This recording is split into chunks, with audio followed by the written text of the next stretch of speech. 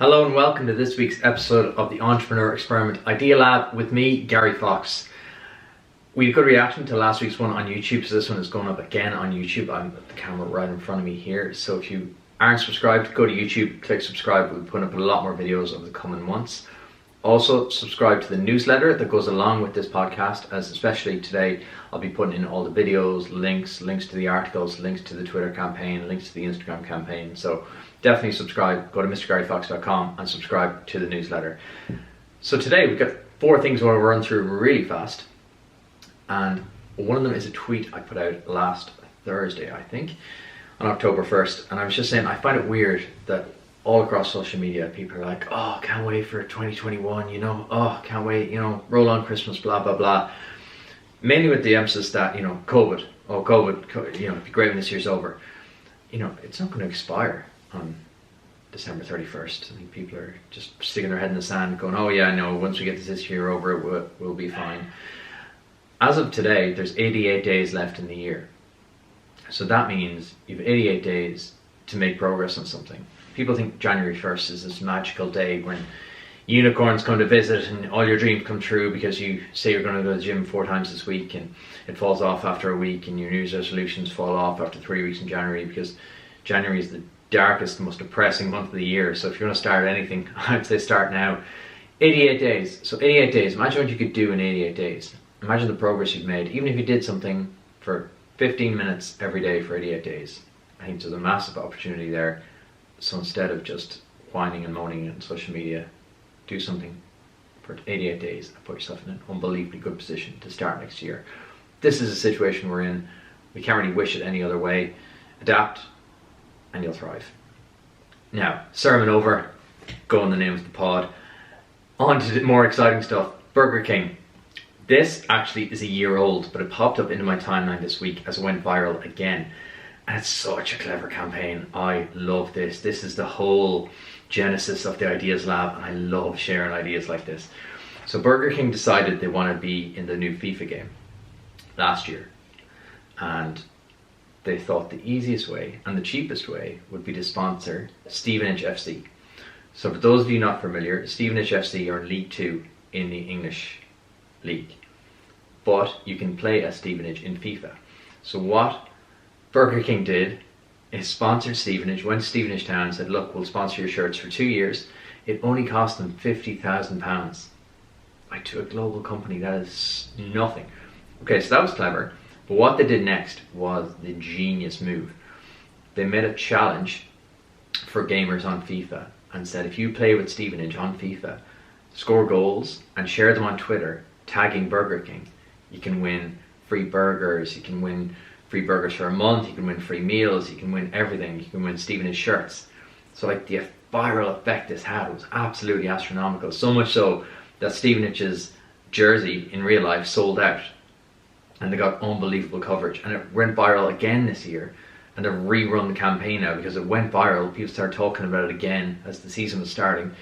And people were playing FIFA again, and people were kind of getting back in the football mindset. So it went viral again. It was all over Twitter this week. I vaguely remember hearing something about it last year, but this year it seems to have been absolutely everywhere. And where I picked this up actually, and it's a good Twitter account to follow, is Good Marketing HQ. So if you follow them, they talk about a lot of really cool marketing campaigns. Both the things I'm going to talk about today actually came from there. So go check that out. I just thought it was genius. And so they're running it again for a month this year. So if you can play as Stevenage in the career mode, upload all your footage of career goals. This year they're sharing the best signing. So you upload your best signing to Twitter, tag Burger King, and you can win free food. I just thought that was such a smart campaign on so many levels. So not only are they getting the sponsorship of Stevenage in real life, so they're still appearing on the shirts in real life. So if you go watch Stevenage, if you wanted to, or you watch them on TV, you'll see Burger King on the front of their shirt, but it's also on the front of their shirt in FIFA, and that's the whole genius of the thing. So that's a really clever thing. So from one major global brand with marketing genius to the marketing genius of an influencer, and a Love Island influencer at that. So any of you not familiar with Molly May was a big success on Love Island, I think 2 seasons ago. It's hard to tell now with COVID since we've dropped into the black hole of timelessness. But anyway, Molly May was a big success. She's become an influencer, she's become a massive Instagram star, and she's run one of the cleverest campaigns I've seen on Instagram in a long time. So to celebrate reaching 1 million subscribers on YouTube, she decided to do a giveaway. So far so normal. But what she did was she spent £8,000 on gifts. So let's have a look at what she gave away. So basically, luxury handbags. I'm not very well up on my handbag situation here. So I think it's Louis Vuitton. What have we got here? Louis Vuitton luggage, lots of Apple goodies, capital lots of course, a year's supply of Filter by Molly May, and a full Beauty Works hair transformation. Stunning. So that's what she did.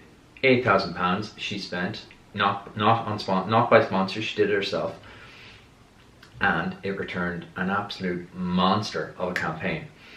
So she did it to celebrate reaching 1 million YouTube subscribers. The genius of Molly May here was she recognized that she can cross-pollinate her subscribers, so she can get her subscribers on one platform to follow her over to another one where she can leverage them there as well. So she wanted to bring people over to 2 new channels, her YouTube channel and her Filtered by Molly May. Is it filtered or unfiltered? Filtered by Molly May, so it's her own new beauty product.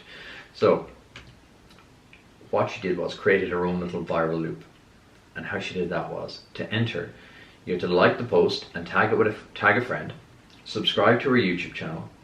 You have to follow her channel and her Filter by Molly May channel, and you can share the post to your story for a bonus entry. You must complete all the above points for your chance to win.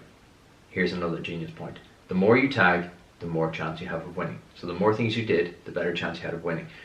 And obviously the more things you did, the more viral indicators you give to the algorithm, and the more times you posted about her brands.